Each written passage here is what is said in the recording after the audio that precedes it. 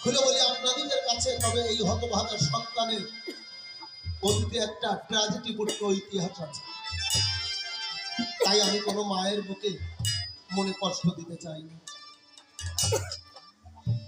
আজ থেকে কয়েক বছর আগে আমি বলি আপনাদেরকে, পুরো ভাগে আমি যখন বিয়ে পরীক্ষা দেব, আমি তখন আমার বোন বাড়ি থাকি, ভাগা গ্রাম। ওই ভাগা গ্রামে থেকে, বোনের বাড়ি থেকে আমি কিন্তু পড়াশোনা করি। খুলে বলি আপনাদেরকে ঠাই, যখন আমার বিয়ে পরীক্ষা শুরু হলো, হঠাৎ করে কয়েকটা সাবজেক্টে দেওয়ার পরে আমি কিন্তু অসুস্থ হয়ে যাই। যখন আমি অসুস্থ হয়ে গেলাম, অসুস্থ হয়ে যাওয়ার পরে আমার একটা দাদা ছিল। রাত 3টের সময় যখন অসুস্থ হয়ে গেলাম, আমার দাদাকে আমার মা বললেন, বাবা কথা নেবা, অরূপের যে বড় ব্যথা, জানাই দিয়ে ভাবের বাড়িতে সে সহ্য করতে পারছে না, রাতের অন্ধকার।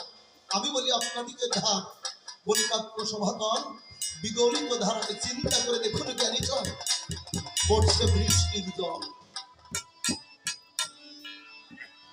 গভীর রাত, বলছে কথা দাও, আমার অরূপকে নিয়ে একটু হাসপাতালে চলো। আমার সেই দাদা করেছিল বর্ণনা, এত রাত্রিবেলা তার সম্ভব। আপনারা আমায় বলুন দেখি, সন্তানের যদি বিপদ হয়, সন্তান যদি বিপদে পড়ে, মা কি থাকতে পারে নাকি জগতে? পারে না। আর বর ডেকে বললো না, ওকে হাসপাতালে নিতেই হবে। বললো না, সম্ভব না। আমার গর্ভধারিণী মা সেদিন বারান্দা থেকে ওই বৃষ্টির সময় লাফ দিয়ে পড়ে আমাকে যখন নিয়ে যায়, পিছনে পিছনে ওই দাদা গিয়ে সত্য কথা বোঝাই কইয়ে ভ্যানে কইয়ে আমাকে ঝকঝকিয়ে হাসপাতালে ভর্তি করে। আপনারা আমায় বলুন দেখি, যে মা তার সন্তানের জন্য এতটা করতে পারে, জীবনকে পর্যন্ত বাজি রাখতে পারে, সেই মাকে কষ্ট দেওয়া যায় নাকি? আপনারা তো আমার মায়ের মতো, কথা না সঙ্গত। তাই আপনাদের মনে যদি কখনো কষ্ট দিয়ে থাকি, আমাকে ক্ষমা করবেন।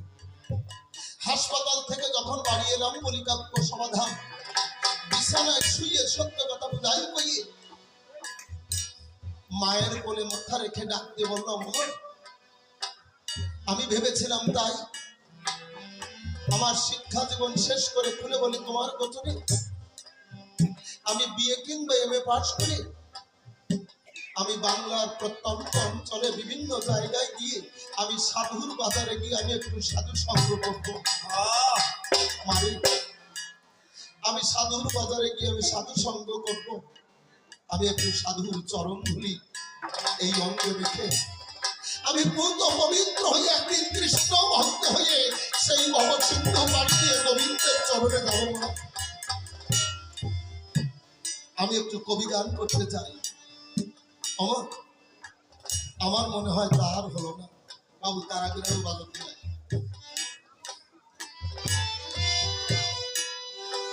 আমি বলেছিলাম, বাবা আমার মনে হয় আর কবি গান গাওয়া হলো না, আমার মনে হয় অকাল মৃত্যু হবে। আমার মা সেদিন দুটি চোখের জলে ভেসে, আমি বলি আপনাদের পাশে আমাকে সান্ত্বনা দিয়ে তার কমল হস্ত আমার মাথায় দিয়ে আমাকে আশীর্বাদ করে বলেছিল, খোকারে তোর আশা পূর্ণ হবে। অখোকা, যে সন্তানের মাথার পরে পিতা মাতার আশীর্বাদ থাকে জগতের বুকে, সেই সন্তান কখনো অকাল মৃত্যু হতে পারে না। তোর আশা পূর্ণ হবে। অন্তর দিয়ে দেখলাম দেবে, তুই কবি গান গাবি, তুই ভক্তের বাজারে যাবি, ভক্তের চরণ ধুলি তুই মাথায় নিবি। আমি বললাম, মা আমার যদি মৃত্যু হয় আমি কেমন করে সেই ভক্তের সম্মুখে যাব? আমি হরি সবাই যাব, আমি সেই প্রভুর নাম গুণ কীর্তন করবো কেমন করে মধুর বৃন্দাবনে দাঁড়িয়ে প্রভুবাসীর সম্মুখে? আমার মাথায় কমল হস্ত দিয়ে বলেছিল, খোকারি আমি যদি তোর মা হয়ে থাকে, আমি তোকে যদি 10 মাস 10 দিন এই গর্ভে ধারণ করে থাকি, আমার জীবনে যদি কোনো পুণ্য থাকে, কোনো পুণ্য সঞ্চয় থাকে, আমি বলি তোর সাক্ষাতে সেই পুণ্যের কারণে জমের সাধ্য হবে না। আমি করি বর্তনা যে আমার কোল থেকে তোকে নিয়ে যাবে, এই জগতের বুকে বেঁচে থাকবে খোকারি। আমি করি গঠন, তোর মনোবাঞ্ছা পূর্ণ হবে, তুই ভক্তের বাজারে যাবি। আমি বলি আপনাদের পাশাপাশি তাই মায়ের আশীর্বাদে, বাবার আশীর্বাদে, আপনাদের মতো নবনীত কৃষ্ণ ভক্ত হরি ভক্তের আশীর্বাদে আমি আপনাদের চরণ প্রান্তে আসতে পারি। চিন্তা করে দেখুন জ্ঞানী জয়, আপনাদের মনে ব্যথা দেওয়ার উদ্দেশ্য আমার নয়। জানি আমারও একদিন চলে যেতে হবে, অন্তর দিয়ে দেখুন ভেবে আমারও একদিন ভব সিন্ধু পারে গিয়ে দাঁড়াতে হবে, আমারও সেই পারের মাঝিকে স্মরণ করতে হবে। সেদিন চরণ ধুলি রূপী করি ছাড়া পারের মাঝি আমাকে পার করবে না। আমি এখানে কয়েকবার এসেছি, আমার একটা দাদু ছিল তন্ময় কাকা, বাবা আমাকে বড় ভালোবাসতেন, আমাকে দাদু ভাই বলে ডাকতো। কি বলবো আপনাদের কাছাকাছি আমি বড় দুঃখ পেয়েছি যেদিন আমাকে বায়না দিয়েছিল, বলেছিল তোমার দাদু আর এই জগতে নাই। আপনারা প্রাণ ভরে আশীর্বাদ করবেন, তার মৃত আত্মার শান্তি কামনায় সে যেন সত্যিকারে গোবিন্দের কাছে পৌঁছায়। এমনি মতো কথাটা সঙ্গত, আপনারা প্রাণ ভরে আমাকে আশীর্বাদ করবেন। এমনি করে পৃথিবীর বুকে যে কয়েকটা দিন বেঁচে অন্তরে কাছে ভাবো, আমি যেন সাধু সঙ্গ থেকে বঞ্চিত না হই। এমনি করে প্রভুবাসীর সম্মুখে দাঁড়িয়ে, আমি ভক্তের সম্মুখে দাঁড়িয়ে, আমি যেন প্রভুর নাম গুণাগুণ কীর্তন করতে করতে আমার জীবনের যৌবনই কাটে।